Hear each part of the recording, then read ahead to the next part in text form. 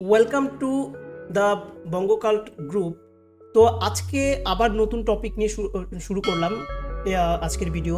তো তোমরা জানো যে আজকের টপিক কি, তার জন্যই তোমরা এখানে ক্লিক করেছো। দেখো, যদি আমরা স্টক মার্কেটে মানে ট্রেডিংয়ে, বিশেষ করে ট্রেডিংয়ে যদি আমরা প্রফিট করতে চাই, তাহলে আমাদের জানতে হবে যে একটা ক্যান্ডেল কেন উপরে যায় এবং নিচে নামে। ওকে, কি ফ্যাক্টরসগুলো রয়েছে যে উপরে যায় এবং নিচে নামে। কেন কি আমরা যদি সেই ফ্যাক্টরসগুলোকে আইডেন্টিফাই না করতে পারি এবং বুঝতে না পারি যে কেন এখন বর্তমানে ক্যান্ডেলটি উপরে যাবে, তাহলে আমরা এই সময় বাই করবো, তাহলে উপরে গেলে আমাদের প্রফিট হবে, বা ক্যান্ডেলটি এখন নিচে যাবে, এখন আমরা যদি সেল করি তাহলে সেটা পরবর্তীতে কিন্তু প্রফিট হবে। তো সেই ফ্যাক্টরসগুলো কিন্তু আমাদের জানতে হবে। এর আগের ভিডিও যদি তোমরা দেখে না থাকো তাহলে সেটা তোমরা দেখো। সেখানেও কিন্তু আমি একটা অকশন থিওরি বা মার্কেট মেকানিক্স নামে কিন্তু একটা ভিডিও বানিয়েছি, ভেরি ভেরি ইম্পর্টেন্ট। যদি সেটা না দেখে থাকো তাহলে সেটা দেখে তারপরে কিন্তু এটা দেখবে, ঠিক আছে? লিঙ্ক আমি নিচে দিয়ে দিলাম। তো আজকে যে টপিকটা সেটা হচ্ছে demand and supply. Okay, in the stock market demand and supply very very important. আচ্ছা, এই ডিম্যান্ড অ্যান্ড সাপ্লাই বোঝানোর আগে আমি তোমাদেরকে একটা এখানে তোমরা দেখো, একটা আমি এক্সাম্পলের মাধ্যমে এর ইম্পর্টেন্সটা তোমাদেরকে কিন্তু বুঝবে, ঠিক আছে? ভেরি ভেরি ইম্পর্টেন্ট স্টক মার্কেটে। এটা যদি আমরা বুঝতে না পারি তাহলে কিন্তু আমরা ট্রেডিং ভালো মতো করতে পারবো না। দেখো, ডিম্যান্ড অ্যান্ড সাপ্লাই বা সাপ্লাই অ্যান্ড ডিম্যান্ড, তোমাদের একটা এক্সাম্পল প্রথমে দিচ্ছি। যে মনে করো যে পটেটো বা আলু বা পেঁয়াজ। আচ্ছা, পেঁয়াজের আমি নিলাম অনিয়ন। ওকে, সো পেঁয়াজের আমি এক্সাম্পল নিচ্ছি। এখন পেঁয়াজের দাম দেখো, আমরা মার্কেটে দেখি যখন পেঁয়াজ কিনতে যাই, কোনো সময় সেই পেঁয়াজের দাম থাকে 20 টাকা, কোনো সময় সেই পেঁয়াজের দাম উঠে যায় 80 টাকা। এটা কেন? 20 টাকা থেকে 80 টাকা, কখনো 20 টাকা দাম থাকে, আবার কখনো সেটা 80 টাকায় উঠে যায়। কেন? একই তো জিনিস, পেঁয়াজ তো একই জিনিস, সেই পেঁয়াজ তো পেঁয়াজই হয়, অনিয়ন তো অনিয়নই হয়, কিন্তু কখনো 20 টাকা, কখনো 30 টাকা, কখনো 50 টাকা, কখনো 80 টাকা পর্যন্ত যায়। কেন? সেটা হচ্ছে সেম জিনিস। এটা কিন্তু তোমাদের ভালো করে বুঝতে হবে। এটা বুঝলেই তোমরা বুঝতে পারবে যে স্টক মার্কেটের demand and supply very very important. দেখো, অনিয়নের 20 থেকে 80 টাকা কেন যায়? এখন দেখো, যখন অনিয়ন মানে যে কৃষক ফার্মাররা রয়েছে, যখন সেই মনে করো ফার্মার 100 জন রয়েছে, 100 জন ফার্মার এবার 80 টাকা দাম দেখে এবার মার্কেটে দেখলো যে 80 টাকা পেঁয়াজ। তো নেক্সট ইয়ার 2026 সালে মনে করো যে 100 জন টোটাল ফার্মার আছে অল ওভার ইন্ডিয়া, বা আমরা বাইরে থেকে যেগুলো ইম্পোর্ট করি সব মিলেই মনে করো যে 100 জন ফার্মার রয়েছে। তো সবাই 80 টাকা দাম দেখে তারা কি করলো, যে 100 জনেই কি করলো, অনিয়ন চাষ করলো বা পেঁয়াজ চাষ করলো। তাহলে কি পরের বছর 2026-এ পেঁয়াজ কি অনেক হয়ে যাবে? এবার মনে করো 2025-এ 50 জন মানে কৃষক অনিয়ন চাষ করেছে, কিন্তু নেক্সট ইয়ারে 2026-এ অনিয়ন চাষ করেছে 100 জন। তাহলে কি মার্কেটে কি হবে, যে অনিয়ন অনেক বেশি হয়ে যাবে, যতজন আমাদের কনজিউমার রয়েছে তার থেকে কি বেশি হয়ে যাবে। তখন কি হবে, সেটা চাহিদা কমে যাবে, এবং চাহিদা কমে গেলে কি সেটার দাম কি কমে যাবে, সেটা 20 টাকা কিলো বা 10 টাকা কিলো চলে আসবে। এবার অন্য একটা কেস, এখন মনে করো 20 টাকা, এটা একটা ফার্স্ট কেস। দ্বিতীয় নম্বর কেস, মনে করো এবছর 2025 সালে পেঁয়াজ চলছে, অনিয়ন চলছে 10 টাকা কিলো। কত চলছে? 10 টাকা কিলো। চাষ করেছে কতজন? 50 জন ফার্মার কিন্তু চাষ করেছে কি পেঁয়াজ। তো 10 টাকা কিলো। এবার পরের বছর এই যে কৃষকগুলো লস করলো, তারা ভাবলো যে না, আর অনিয়ন চাষ করবো না। তো এবছর 50 জনের জায়গায় মাত্র 20 জন চাষ করেছে, 2026-এ 20 জন চাষ করেছে অনিয়ন।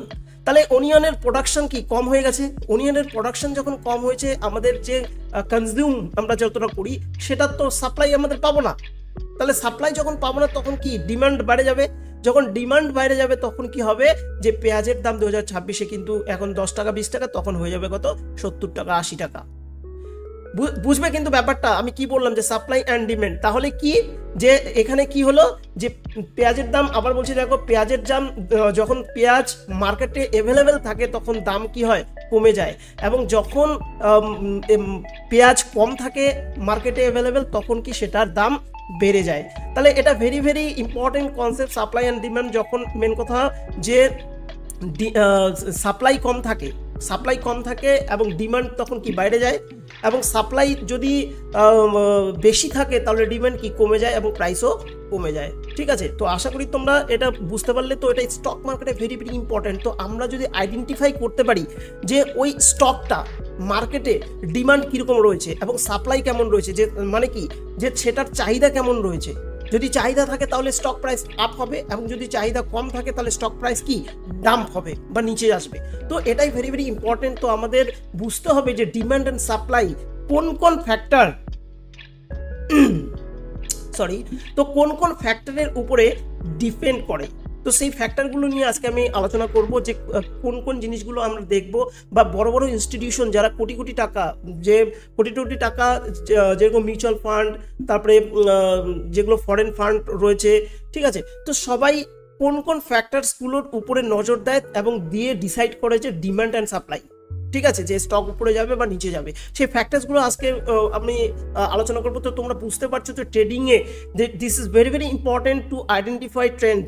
ওকে, আর ট্রেন্ড ডাউন ট্রেন্ড যাবে, আপ ট্রেন্ড যাবে বা সাইডওয়েজ যাবে, এই ট্রেন্ডটাকে ডিফাইন করার জন্য আমাদেরকে ডিমান্ড অ্যান্ড সাপ্লাই বুঝতে হবে, এবং বড় বড় ইনস্টিটিউট কিভাবে এটাকে কোন ফ্যাক্টরসগুলো দেখে এটা ডিসাইড করে সেটাও কিন্তু আমাদেরকে বুঝতে হবে। তো চলো ফ্যাক্টরসগুলো আমরা দেখে নিই যে কোন ফ্যাক্টরসগুলোর উপরে সাপ্লাই অ্যান্ড ডিমান্ড কিন্তু ডিপেন্ড করে। তো ফার্স্ট দেখো, stock market is just an auction system. আমি এর আগেই বললাম যে মার্কেট মেকানিক্স অ্যান্ড অকশন সিস্টেমের এর আগে ভিডিও বানাইছি, আবার বলছি যে যদি তোমরা না দেখে থাকো তাহলে সেটা দেখো, তাহলে তোমাদের অল ক্লিয়ার হয়ে যাবে। ওকে, সো এখানে কি বলছে দেখো, তোমাদের যে demand how many buyers want to buy shares and it at what price. তাহলে ডিমান্ড কাকে বলে, যখন একটা প্রাইসের মধ্যে অনেকজন সেই জিনিসটাকে কিনতে চায় তখন মার্কেটে কি ডিমান্ড সেটাকেই বলে এবং ডিমান্ড ক্রিয়েট হয়। সাপ্লাই কাকে বলে, যখন একটা মানে অনেক মানুষ একটা প্রাইসের মধ্যে সেই জিনিসটা কি বিক্রি করতে চায় তখন সেটাকে আমরা কি সাপ্লাই বলি বা সাপ্লাই ক্রিয়েট হয়। ওকে, সো এক কথায় বলতে গেলে যদি সাপ্লাই এখানে দেখো the price moves up when demand supply, তো সাপ্লাইয়ের থেকে ডিমান্ড যদি বেশি হয় তাহলে কি হয়, প্রাইস উপরে যায়, যেটা আমি আগেই বললাম, এবং ডিমান্ডের থেকে যদি সাপ্লাই বেশি হয় তাহলে প্রাইস কি ডাউন হয়ে যায়। তো এটাই কিন্তু ভেরি ভেরি ইম্পর্টেন্ট, এটাই এখানে বলা হয়েছে। চলো নেক্সটে দেখি আমরা। তো দেখো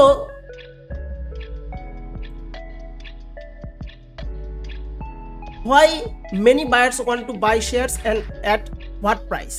ওকে, যে কোনো একটা প্রাইসে দেখো, যেটা একটু আগেই তোমাদেরকে বললাম যে কেন একটা মানে কেন বায়ার্স একটা নির্দিষ্ট প্রাইসে বাই করতে চায় এবং কেন সেলার্স একটা নির্দিষ্ট মানে প্রাইসে সেল করতে চায়, ওটাই ফ্যাক্টর। ওই ফ্যাক্টরগুলো এখন আমরা ডিপেন্ড করে ডিমান্ড অ্যান্ড সাপ্লাই, সেটার উপরেই ডিপেন্ড করে কি মানে একটা সেলার্স সেল করতে চায় এবং একটা বায়ার্স বাই করতে চায়। তো চলো ফ্যাক্টরসগুলো আমরা দেখে নেই।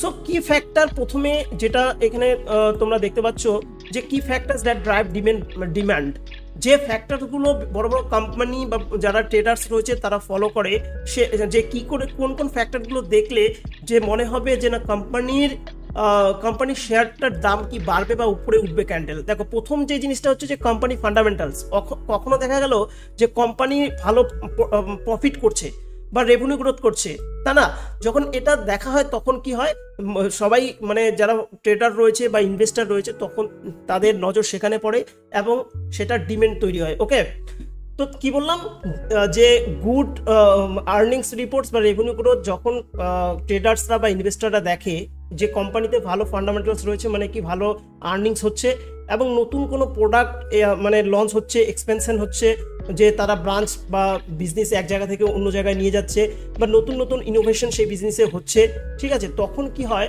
যে সেই কোম্পানির শেয়ারে কি হয়, ডিমান্ড ক্রিয়েট হয় এবং চারিদিকে কি সেটার চাহিদা বৃদ্ধি পায়। ওকে, সো প্রথমে তোমরা এটা বুঝতে পারলে যে কোম্পানি ফান্ডামেন্টালসের উপরে বেস করেও কিন্তু ডিমান্ড বৃদ্ধি হয় এবং এর মাধ্যমে কি শেয়ারের দাম বৃদ্ধি হয়। ওকে, সো নেক্সট আমরা যেটা দেখবো, নেক্সট যে কি ফ্যাক্টরটি রয়েছে সেটা কি তোমরা দেখো যে মার্কেট সেন্টিমেন্ট। কি বললাম, মার্কেট সেন্টিমেন্ট কি, যে পজিটিভ কোনো নিউজ আসলো, ঠিক আছে, হাইপ ক্রিয়েট হলো যে এই মার্কেট গ্রো করবে, বা অ্যানালিস্টদের আপগ্রেডস বা ইনসাইডার বাইং। দেখো ইনসাইডার বাইং কাকে বলে, ইনসাইডার বাইং কাকে বলে, দেখো এখানে ইনসাইডার বাইং কাকে বলে, যে মনে করো যে আমরা বুঝতে পারলাম না, এক বড় এক ইনস্টিটিউশন এফআইআই বা আমরা পরে ডিটেলসটা আমি বলবো তোমাদেরকে অন্য ভিডিওতে, এগুলোর টার্মসগুলো কি, বা ফরেন ইনভেস্টর এগুলো, ঠিক আছে। বা এক ইনস্টিটিউট থেকে অন্য ইনস্টিটিউট কি করলো, যে বড় একটা বাইং করলো, সেটা কিন্তু আমরা বুঝতে পারলাম না। এরকম ইনসাইডার বাইং হলো, তার ফলে কি মার্কেট উপরে চলে গেল, এবং পজিটিভ কোনো নিউজ বা হাইপ ক্রিয়েট হয়। হাইপ ক্রিয়েট কীরকম হয়, যে দেখা গেল যে বর্তমানে যে সোশ্যাল মিডিয়া রয়েছে সেখানে যে কোনো শেয়ারসের উপরে কি হয়, যে একটা হাইপ ক্রিয়েট হয় যে এই শেয়ারটার দাম বাড়ছে, এই শেয়ারটার দাম বাড়ছে। তো এরকম যখন পজিটিভ একটা হাইপ ক্রিয়েট হয়, তখন অটোমেটিকলি কিন্তু মার্কেটে ডিমান্ড তৈরি হয়, এবং ডিমান্ডের ফলে কি হয়, যে স্টকের যে শেয়ার সেটা কিন্তু উপরে উঠতে থাকে তার দাম, ঠিক আছে। বলছে যে general optimism in the market sector, মানে কি, যে সাধারণত সবার মধ্যে সেই সেক্টরটার, বা যেরকম আমরা রিলায়েন্স রয়েছে সেরকম একটা বড় কোম্পানি, যে সবার মাইন্ডে কিন্তু রয়েছে এই শেয়ারটা মানে ভালো, বা এই কোম্পানিটা ভালো, সব দিক দিয়ে গ্রো করতেই থাকে। তো সেই শেয়ারগুলো কি অলওয়েজ ডিমান্ড থাকে। তো এইভাবেই কিন্তু সেই যখন ভালো দিক একটা মানুষের মাইন্ডে থাকে কোনো শেয়ার কোম্পানির প্রতি, তখন সেই কোম্পানির শেয়ার অটোমেটিকলি কিন্তু একটা ডিমান্ড সবসময় ক্রিয়েট করে, এবং সেই প্রাইস কিন্তু অটোমেটিকলি ডিমান্ড ক্রিয়েটের মাধ্যমে অটোমেটিকলি কিন্তু বাড়তে থাকে, ঠিক আছে।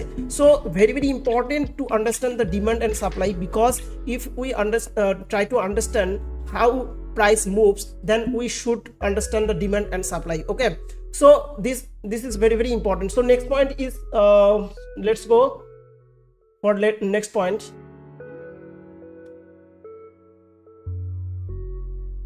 So next factors that create the drive is liquidity and volume. দেখো লিকুইডিটি অ্যান্ড ভলিউম সম্বন্ধে আমি নেক্সট তোমাদেরকে আরো বিস্তারিতভাবে এটাকে বোঝাবো। ভেরি ইম্পর্টেন্ট এটা ট্রেডিংয়ের জন্য। তো এখানে দেখো লিকুইডিটি অ্যান্ড ভলিউম, তবু আমি তোমাদেরকে সংক্ষেপে বলছি। লিকুইডিটি মানে কি, যে লিকুইডিটি মানে দেখো যে বাইং, আমি যেটা অকশন থিওরি বুঝিয়েছি, মার্কেট মেকানিক্স বুঝিয়েছি, ওটা তোমরা দেখে নিও, তাহলে আরও ভালো বুঝতে পারবে। যে দেখো যে সেখানে অর্ডারস অনেকগুলো রয়েছে, যে প্যাসিভ বায়ার্স এবং প্যাসিভ সেলার্স সেখানে অর্ডার অনেক দিয়েছে, অনেক অর্ডার কিন্তু প্যাসিভ অর্ডার কিন্তু অনেক সেখানে চলে এসেছে, বা লিমিট অর্ডার অনেক চলে এসেছে। যখন সেখানে লিমিট অর্ডার অনেক চলে আসবে, এবং সেখানে অ্যাক্টিভ বায়ার বা অ্যাক্টিভ সেলার সেখানে প্রচুর চলে আসবে। দেখো যদি বুঝতে না পারো তাহলে সে আগের ভিডিওটা তোমরা দেখো, যে মার্কেট মেকানিক্স এবং অকশন থিওরি, তাহলে বুঝতে পারবে। তো সাপোজ দেখা গেল যে সেখানে প্রচুর মানে প্যাসিভ সেলারদের অর্ডার পড়েছে, এবং প্রচুর সেখানে ভলিউম আসছে, ঠিক আছে, ভলিউম আসছে, এবং কিন্তু প্রাইস উপরের দিকে, অ্যাক্টিভ যে বায়ার তারা কিন্তু বাই করতেই আছে, এবং প্রাইস উপরে কিন্তু তখন মুভ করতে থাকবে। কেন কি, তখন অটোমেটিকলি ডিমান্ড ক্রিয়েট হবে। তো ভলিউম কাকে বলে, ভলিউম মানে হচ্ছে যে অ্যাক্টিভ বায়ার্স বা অ্যাক্টিভ সেলার্স সেখানে প্রচুর আসছে, তো সেটাকে আমরা ভলিউম বলবো। যে মানে কেনাবেচা মেনলি ট্রানজাকশন হচ্ছে আর কি, সেটাকেই ভলিউম বলে। যত বেশি ট্রানজাকশন হবে তত মানে ওটাকেই ভলিউম বলে, ঠিক আছে। একটা ট্রানজাকশন হলো মানে একটা ভলিউম, এটাই। তো আরো ডিটেলসে আমি তোমাদেরকে বোঝাবো এটা। তো কি বলছে, যে if big institution, mutual funds, hedge funds, FIIs buy heavily demand search. Okay, মানে কি, যে মিউচুয়াল ফান্ড যে রয়েছে, আমরা মিউচুয়াল ফান্ডে এসআইপি করি, হেজ ফান্ড রয়েছে, এফআইআইস রয়েছে, এরা কি করছে, যে প্রচুর বাইং করছে। তো অটোমেটিকলি কি, মানে লিকুইডিটি নিয়ে নিচ্ছে, এবং ভলিউম বাড়ছে। তো তখন কিন্তু অটোমেটিকলি মার্কেটে ডিমান্ড তৈরি হবে, এবং সেই প্রাইস কিন্তু হু করে কিন্তু বাড়তে থাকবে ডিমান্ডের ফলে। ওকে, সো আশা করি তোমরা এই যে কি ফ্যাক্টরটা এটাও বুঝতে পারছো, যে কি লিকুইডিটি অ্যান্ড ভলিউমটা কি জিনিস। ওকে, এবং এটার মাধ্যমে কিভাবে প্রাইস মুভমেন্ট করে আপওয়ার্ডে। ওকে, চলো আমরা নেক্সট কি ফ্যাক্টর দেখি।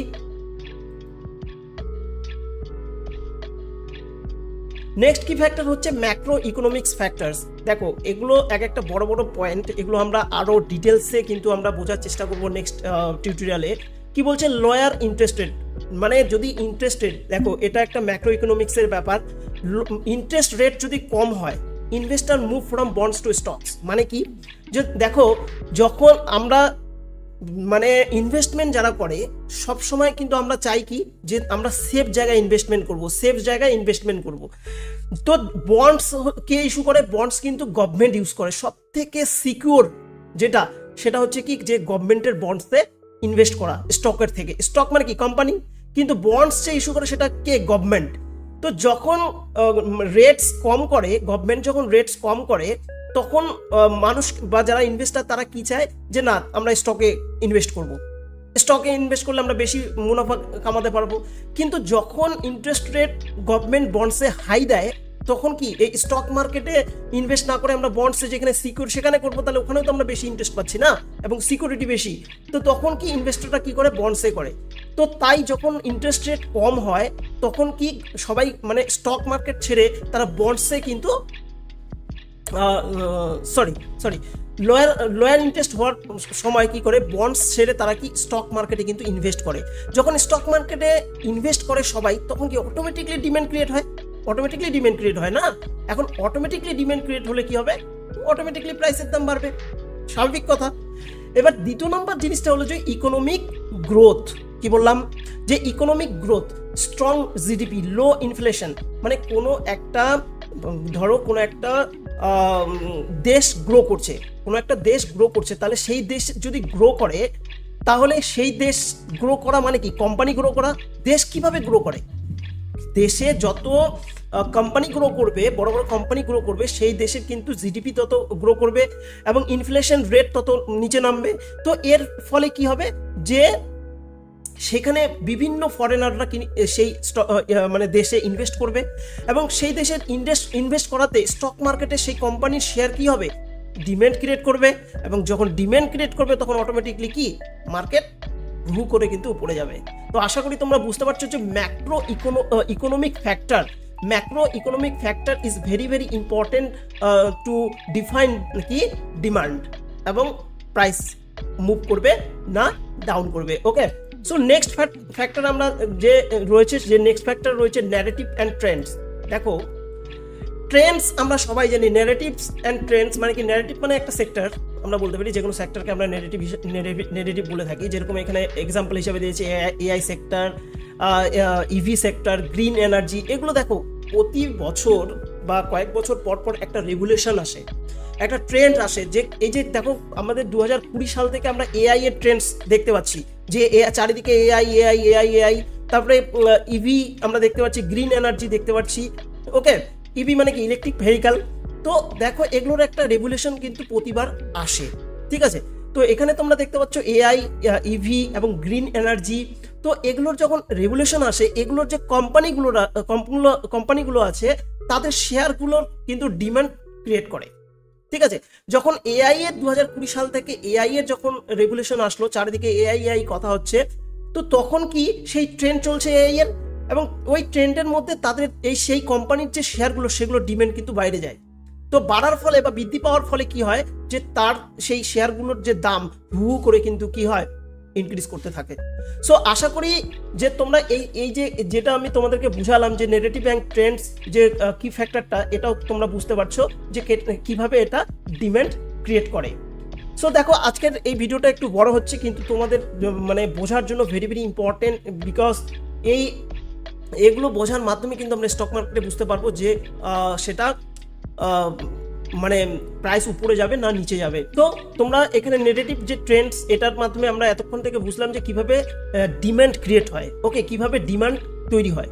তো এবার নেক্সটে আমরা যে শুরু করব যে আমাদের এখানে দেখো ড্রাইভ ডিমান্ডস, যে ডিমান্ড ক্রিয়েট হয়, 5টা পয়েন্ট আমি তোমাদের সঙ্গে আলোচনা করলাম। চলো এবার নেক্সটে যেই পয়েন্টটা আমি তোমাদের সঙ্গে আলোচনা করব ভেরি ভেরি ইম্পর্টেন্ট, দেখো যে কি ফ্যাক্টরস দ্যাট ড্রাইভস সাপ্লাই। ওকে, এতক্ষণ থেকে আমরা কি পড়লাম, এতক্ষণ থেকে আমরা পড়লাম যে কিভাবে মানে ডিমান্ড ক্রিয়েট হয়, কোন কোন ফ্যাক্টরসের উপরে ডিপেন্ড করে ডিমান্ড ক্রিয়েট হয়। এখন আমরা যে জিনিসটি শিখবো সেটি হচ্ছে যে কিভাবে সাপ্লাই ক্রিয়েট হয়, কোন কোন ফ্যাক্টরগুলোর উপরে ডিপেন্ড করে সাপ্লাই কিন্তু ক্রিয়েট হয়। চলো প্রথমে যে 1 নম্বর পয়েন্ট তোমরা এখানে দেখতে পাচ্ছ, profit taking. when price realize traders book profit। এখানে দেখো কিভাবে সাপ্লাই ক্রিয়েট হয় সেই জিনিসটা বোঝো। মনে করো একজন কোনো একটা শেয়ার 5 টাকায় কিনলো, সেই শেয়ারটা চলে গেল 10 টাকায়। এবার কোনো একটা শেয়ার যখন আমার মনে হলো যে না এর থেকে এখানে আমার বিক্রি করা দরকার, কেন কি এখানে আমার 5 টাকা প্রফিট হয়েছে, তখন আমি কি করব, যখন আমার 5 টাকা প্রফিট হবে আমি এখানে সেল করব, কেন কি এখানে আমি বাই করেছি, তো এখানে কি করব, সেল করব। এবং এখানে যখনই আমি সেল করবো, আমার মতো হাজার হাজার জন যখন সেল করবে, তখন কিন্তু মার্কেট অটোমেটিকলি নিচে চলে আসবে। কেন নিচে চলে আসবে? কেন কি এখানে কিন্তু অনেকজন বিক্রি করতে যাবে, এখানে কি ক্রিয়েট হবে? সাপ্লাই ক্রিয়েট হবে। এখানে কি ক্রিয়েট হবে? সাপ্লাই ক্রিয়েট হবে। এখন যখন সাপ্লাই ক্রিয়েট হবে, অটোমেটিকলি মার্কেট কি ডাউন করে যাবে। তো প্রথম পয়েন্টটা হলো কি প্রফিট টেকিং। যে যখন অনেকজন প্রফিট টেকিং করে, বা বড় বড় ইনস্টিটিউট বা বড় বড় ফরেনার ইনস্টিটিউট যখন বা ইনভেস্টার, বড় বড় ওয়েল ইনভেস্টার যখন প্রফিট বুকিং করে, তখন কিন্তু অটোমেটিক শেয়ারের দাম কি হয়? নিচে চলে যায়। তো আশা করি তোমরা কিন্তু বুঝতে পারছো যে 1 নম্বর যেটা সাপ্লাই ক্রিয়েট করে এবং প্রাইসকে নিচে মুভমেন্ট করে, সেটা হচ্ছে কি প্রফিট টেকিং। চলো নেক্সট পয়েন্টে আমরা দেখি যে নেক্সট পয়েন্ট আমাদের কি রয়েছে। নেক্সট পয়েন্ট দেখো, এখানে রয়েছে ফেয়ার অ্যান্ড প্যানিক। কি বললাম? Fair and panic, negative news, bad earnings, fraud, geopolitical risk. তো দেখো অনেক সময় কি হয় যে মার্কেটে কোনো দেখো কোম্পানির মধ্যে ছোটখাটো জিনিস হয়ে থাকে, যেরকম মনে করো যে কেউ একজন রিজাইন দিল, কোনো একজন কর্মচারী রিজাইন দিল, বা এমপ্লয়ি রিজাইন দিল, বা এরকম কোনো একটা নেগেটিভ নিউজ যখনই চলে আসে কোনো কোম্পানির মধ্যে, তখন কিন্তু সেই নিউজগুলোকে বড় করে দেখানো হয়। অনেক সময় ফ্রড হয়, যেরকম বিভিন্ন ফ্রড আমরা দেখেছি, তো মানে হাইলাইট নিউজের মধ্যে যে এই ফ্রড স্টক মার্কেটে হচ্ছে, বা জিওপলিটিক্যাল রিস্ক, যে যখন ইলেকশনের আগে। তো এরকম কি হয় যে অনেক ধরনের নিউজ কিন্তু আমরা শুনতে পাই, এবং মানুষের মধ্যে ফেয়ার কাজ করে, চলে আসে যে না, এখন প্রাইস চলতেছে 20 টাকা, সেই প্রাইস যদি এখন এই ব্যাড নিউজের মাধ্যমে কিন্তু প্রাইস কি হয়? নিচে নামতে থাকে একটু একটু করে।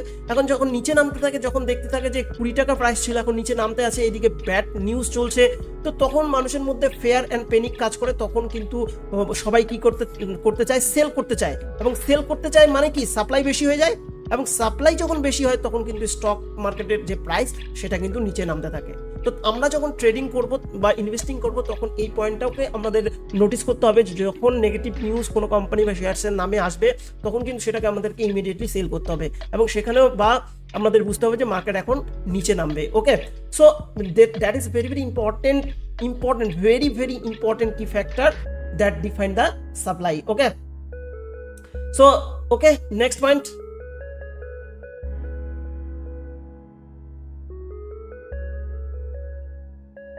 Next point, liquidity needs. Okay, very very important point. দেখো এখানে লিকুইডিটি মানে হচ্ছে মানি।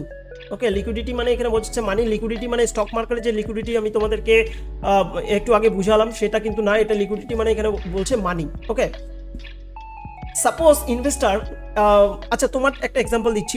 মনে করো যে তুমি 10 লাখ টাকা স্টক মার্কেটে রেখেছো বা ইনভেস্ট করেছো।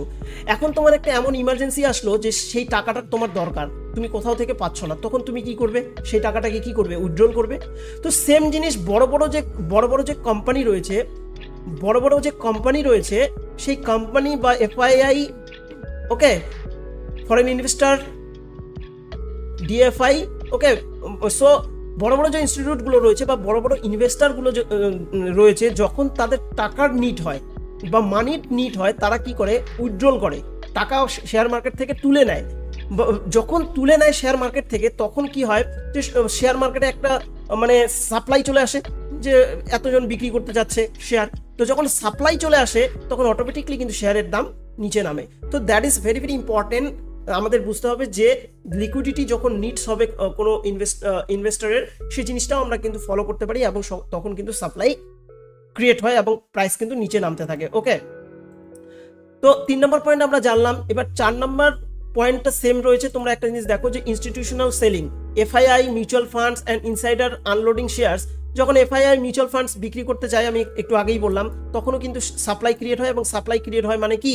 যে শেয়ার কিন্তু নিচে নামতে থাকে। ওকে, এখানে দাম কিন্তু নিচে নামতে থাকে। তো এটাও একটা ভেরি ভেরি ইম্পর্টেন্ট ফ্যাক্টর, যেটা ডিফাইন করে সাপ্লাই এবং মার্কেট নিচে নামার। ওকে, তো আশা করি তোমরা বুঝতে পেরেছো। এবার চলো নেক্সট পয়েন্টে আমরা চলে যাই। 5 নম্বর পয়েন্ট দেখো, এটা কিন্তু very very important. Okay, when stock over valuation, when stock price is too high compare to fundamental, supply naturally increases. মনে করো একটা কোম্পানি রয়েছে, একটা কোম্পানির শেয়ার এমনি এভারেজে সেটা 20 টাকা করে চলে বা 200 টাকা চলে, ঠিক আছে, 200 টাকা চলে, কিন্তু হঠাৎ করে সেটার প্রাইস চলে গেছে 1000 টাকা, ঠিক আছে। তো তার মানেটা কি, প্রাইসটা চলে গেছে কোনো কারণে 1000 টাকা, তার মানে কি ভ্যালুয়েশন অনেক হাই হয়ে গেছে, ওভার ভ্যালু হয়ে গেছে। তখন মানুষের মনে অটোমেটিকলি একটা চলে আসবে যে না, এটার ভ্যালু অনেক বেড়ে গেছে, এটার যে কোনো সময় নিচে নামতে পারে। তো তখন কি হয়, অনেকজন সেটাকে কিন্তু সেল করতে চায়, এবং যখন সেল করতে চায় মার্কেটে কি চলে আসে তোমরা বলো কমেন্টে, সাপ্লাই, তাই না? যখন সাপ্লাই চলে আসে কি হয়, ডাউন। আশা করি তোমরা বুঝতে পারছো যে এই পয়েন্টটার ইম্পর্টেন্সটা কতটা। ওকে, চলো নেক্সট পয়েন্ট আমরা দেখি নেক্সট পয়েন্টে কি রয়েছে। সো এবার দেখো, এবার আমরা 5টা পয়েন্ট ওটার আমরা আলোচনা করলাম যে কিভাবে সাপ্লাই ক্রিয়েট হয়, 5টা পয়েন্ট আমরা আলোচনা করলাম। এবার দেখো psychological behind demand and supply. Psychology কি থাকে মানে ডিমান্ড অ্যান্ড সাপ্লাই ক্রিয়েটের ক্ষেত্রে, দেখো বায়ার্স মাইন্ডসেট। যখন বায়ার্স মনে করে যে প্রাইস উপরে যাবে, দেখো expectation of higher future price, FOMO, optimism, fundamentals, যে কোনো কারণ হোক, আমি সাইকোলজিক্যাল কারণ বলছি, আগে মেন কারণগুলো আমরা জিজ্ঞাসা করলাম, মানে ডিসকাস করলাম। সো এখানে দেখো যে যখন বায়ার্সরা মনে করে যে না প্রাইস হাই যাবে যে কোনো কারণে, যে কোনো ফ্যাক্টর, যে ফ্যাক্টরগুলো আমরা আগে আলোচনা করলাম, এটা মাইন্ডসেট কি হয় মানে ট্রেডার বা ইনভেস্টারদের, যে সবগুলো মানে কি ফ্যাক্টর দেখার পর তাদের মনে হলো যে প্রাইস উপরে যাবে, তখন ওরা কি বাই করা শুরু করে, এবং বাই করলে কি ডিমান্ড ক্রিয়েট হয়, ডিমান্ড ক্রিয়েট হয়ে গেলে কি প্রাইস আপ উঠে, তাই না? এটাই মেন ফ্যাক্টর, এটা হচ্ছে সাইকোলজিক্যাল ফ্যাক্টর, মেন যেটা সাইকোলজিক্যাল ফ্যাক্টর। এবার দেখো নেক্সট যেটা হচ্ছে সেলার্স মাইন্ডসেট। এবার সেলার্স মাইন্ডসেট কি, যখন সেলার্সরা বিভিন্ন ফ্যাক্টরস, যেগুলো ফ্যাক্টরস আমরা মানে সাপ্লাই ক্রিয়েট করে, সেই ফ্যাক্টরসগুলো দেখার পর সেলার্সদের মনে হলো যে প্রাইস নিচে যাবে। যখন প্রাইস নিচে যাবে তার মানে কি, তারা সেখানে সেল করা শুরু করে।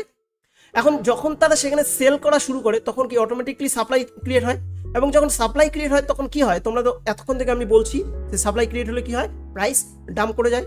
তো আশা করি তোমরা বুঝতে পারছো যে আমি তোমাদেরকে কি বোঝালাম। ওকে, তো এগুলো কি সাইকোলজিক্যাল ফ্যাক্টর। ওকে, সো বোনাস পয়েন্ট কিছু তোমাদের জন্য আমি রেখেছি, যে এতক্ষণ পর্যন্ত আমরা সাপ্লাই অ্যান্ড ডিমান্ডের মেন জিনিসগুলো, কি ফ্যাক্টরসগুলো, সাইকোলজিক্যাল ফ্যাক্টরসগুলো, সেগুলো কিন্তু আমরা বুঝলাম। এবার দেখো বোনাসে আমি তোমাদের জন্য রেখেছি ডিমান্ড সাপ্লাই ব্যালেন্স। ওকে, কি হয় দেখো, এটা একটু বোঝার চেষ্টা করো। If buyers aggressively place market orders, price jump up. যখন প্রাইস মানে এগ্রেসিভলি যে অ্যাক্টিভ বায়ার্সরা যখন বাই করতে থাকে, যেটা অকশন থিওরিতে আমি তোমাদের আলোচনা করেছি, অকশন থিওরি এবং মার্কেট মেকানিক্সে। সো তখন কি প্রাইস আপ হবেই, যখন সবাই বাই করতে যাচ্ছে তখন অটোমেটিকলি তো প্রাইস উপরে যাবে। যখন কেউ সেল করতে চায়, মানে অনেকজন সেল করতে যাচ্ছে, শুধু সেল করতে যাচ্ছে, তখন কি হবে, অটোমেটিকলি প্রাইস কি নিচে নামবে। এবং যখন কেউ মানে দুটো ব্যালেন্স থাকবে, দেখো when both sides are balance sideways range, যখন দুটো সাইড ঠিক থাকবে তখন কি হবে, যে অটোমেটিকলি কি প্রাইস একটা সাইডওয়েজ চলবে, মানে না উপরে যাবে না নিচে নামবে। সো সেলার্সরাও বলছে যে প্রাইস ঠিক রয়েছে, বায়ার্সরাও বলছে যে প্রাইস একদম পারফেক্ট রয়েছে। তাহলে দুজনেই যখন সেম বলবে, কেউ সেল করতে যাবে না, কেউ বাই করতে যাবে না, তো অটোমেটিকলি কি সাইডওয়েজ চলবে। ওকে, মার্কেট কি চলবে, সাইডওয়েজ চলবে। তো আশা করি তোমরা বুঝতে পারছো যে ডিমান্ড সাপ্লাই যে ব্যালেন্স জিনিসটা। তো নেক্সটে চলো, নেক্সট কি রয়েছে দেখো। সো ইন শর্টে আমি তোমাদেরকে যত কিছু আলোচনা করলাম সেটা শর্টে তোমাদেরকে বলছি। ডিমান্ড আসে কখন, যখন people believe the stock will rise in the future. যখন মানুষ বিলিভ করে যে স্টক প্রাইস উপরে যাবে, তখন কি সেখানে ডিমান্ড ক্রিয়েট হয়, এবং যখন ডিমান্ড ক্রিয়েট হয় তখন কি প্রাইস উপরে যায়। এবং মানুষ কিভাবে মনে করে, কোন কোন ফ্যাক্টরগুলো দেখে মনে করে যে প্রাইস উপরে যাবে, সেগুলো কিন্তু আমি প্রথমেই 5টা কি 6টা পয়েন্ট তোমাদের সঙ্গে আলোচনা করলাম, যে কি ফ্যাক্টরসগুলো, কোন কি ফ্যাক্টরসগুলোর উপরে মানুষ এবং ইনস্টিটিউশন ডিসাইড করে যে প্রাইস উপরে যাবে কিনা, সেই কি ফ্যাক্টরগুলো তোমাদের সঙ্গে আলোচনা করলাম, সেগুলো রিপিট করে আবার দেখো। ওকে, এবং সাপ্লাই গ্রোথ, যখন যে আরও তোমাদের সামনে আমি বিভিন্ন কয়েকটি পয়েন্টস তোমাদের সঙ্গে আলোচনা করলাম, যে কেন প্রাইস ডাউন যায়। ওকে, কেন প্রাইস ডাউন যায়, এবং সাপ্লাই কোন ফ্যাক্টরের উপরে নির্ভর করে সাপ্লাই ক্রিয়েট হয়। তো যখন মানুষ মনে করে যে স্টক নিচে যাবে, তখন কিন্তু সাপ্লাই ক্রিয়েট হয়। এবং আবার বলছি যে কেন মানুষ মনে করে যে প্রাইস নিচে যাবে, কেন কি, যখন ওই কি ফ্যাক্টরগুলো মানুষ দেখে, তখন ওই কি ফ্যাক্টরগুলো মানুষ দেখার ফলে মনে করে যে প্রাইস নিচে যাবে, তখন কিন্তু সাপ্লাই ক্রিয়েট হয়। সাপ্লাই ক্রিয়েটের জন্যই কিন্তু কি হয়, ডাউন চলে যায়। এবং price equilibrium point where buyers and sellers agree. তো বায়ার্স অ্যান্ড সেলার্স যখন মনে করে যে প্রাইস একদম পারফেক্ট রয়েছে, তারা কেউ মনে করছে না যে প্রাইস উপরে যাবে বা নিচে যাবে, তখন কি হয়, প্রাইস অটোমেটিকলি এইভাবে সাইডওয়েজ চলে, তাই না? তো আশা করি তোমরা বুঝতে পেরেছো আজকের যে সাপ্লাই অ্যান্ড ডিম্যান্ড যে কনসেপ্ট, সেগুলো তোমরা আশা করি তোমরা বুঝতে পেরেছো। So this is very very important concept, okay, যেগুলো তোমাদের সঙ্গে আমি ডিসকাস করলাম, very very important, very very key factor. এই কি ফ্যাক্টরগুলোর উপরেই কিন্তু আবার বলছি যে এই কি ফ্যাক্টরগুলোর উপরেই ডিম্যান্ড অ্যান্ড সাপ্লাই মানে ক্রিয়েট হয়। ওই কি ফ্যাক্টরগুলো বড় বড় ইনস্টিটিউট এবং বড় বড় যারা ইনভেস্টার রয়েছে, যারা একদম এক্সপিরিয়েন্স 10 বছর 20 বছর অনেক বছরের এক্সপিরিয়েন্স, বা বড় বড় যে হেজ ফান্ডগুলো রয়েছে, তারা এই ফ্যাক্টরসগুলো দেখেই ডিম্যান্ড অ্যান্ড সাপ্লাই নির্ভর করে, মানে ডিসাইড করে, এবং তার উপরেই তারা কিন্তু ডিসাইড করে যে মার্কেট উপরে যাবে বা নিচে যাবে, ওকে। সো আশা করি তোমরা বুঝতে পারলে যে ডিম্যান্ড অ্যান্ড সাপ্লাই জিনিসটা কি এবং কিভাবে তোমরা সেটা ডিসাইড করবে, এবং কি কোন কোন ফ্যাক্টরগুলো দেখবে, দেখার পরে ডিসাইড করবে যে মার্কেট উপরে যাবে বা ডিম্যান্ড ক্রিয়েট হবে না মার্কেট নিচে যাবে বা সাপ্লাই ক্রিয়েট হবে, okay. So very very important topic আজকে কিন্তু তোমাদের সঙ্গে আমি আলোচনা করলাম। দেখো আজকের ভিডিওটা অনেক বড় হলেও কিন্তু নলেজেবল। সো তো আশা করি তোমরা এই পর্যন্ত দেখেছো, তার মানে তোমরা ভালো নলেজ নিচ্ছ, এবং এভাবে আমার সঙ্গে লেগে থাকো। এবং বলছি যদি তোমাদের কোনো কনফিউশন থাকে কমেন্টে জানাও, এবং সাবস্ক্রাইব করলো এই চ্যানেলটি, এবং পুরো জিনিসটি কিন্তু যদি না বুঝতে পারো তাহলে আবার রিপিট করে কিন্তু দেখতে থাকো, ওকে। সো নেক্সট টপিক নিয়ে আবার আমরা নেক্সটে আসবো, ওকে। আজকের জন্য টিউটোরিয়াল এখানেই বাই বাই।